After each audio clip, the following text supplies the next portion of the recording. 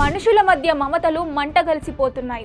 ఒకప్పుడు అన్న అంటే తండ్రి తర్వాత తండ్రిలా అండగా ఉంటాడని నమ్మేవాళ్ళం. కానీ నేడు అదే అన్న తోబుట్టిన చెల్లి రక్తాన్ని కళ్ళజూశాడు. కేవలం కొద్దిపాటి ఆస్తి కోసం తనతో పాటు పెరిగిన ప్రాణాన్ని గొడ్డలితో బలి తీసుకున్నాడు. రంగారెడ్డి జిల్లా కేతిరెడ్డిపల్లిలో జరిగిన ఈ ఘటన నాగరిక సమాజం తలదించుకునేలా చేస్తోంది.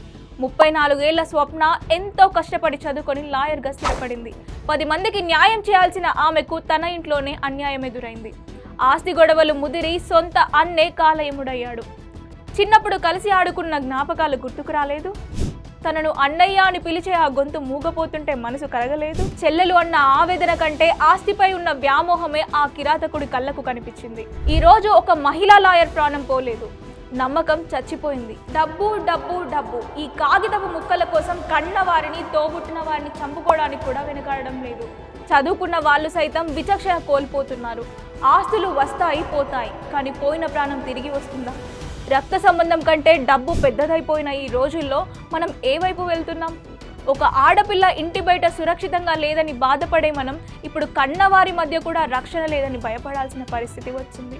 స్వప్న మృతికి కారణమైన వారికి కఠిన శిక్ష పడాల్సిందే. కానీ సమాజంగా బాధ్యతాయుత పౌరుడిగా మనం ఒక్కటి ఆలోచించాలి. ఆస్తిపాస్తుల కంటే అనుబంధాలే మిన్నా అని తెలుసుకోలేనంత అంధకారంలో మనం ఉన్నామా?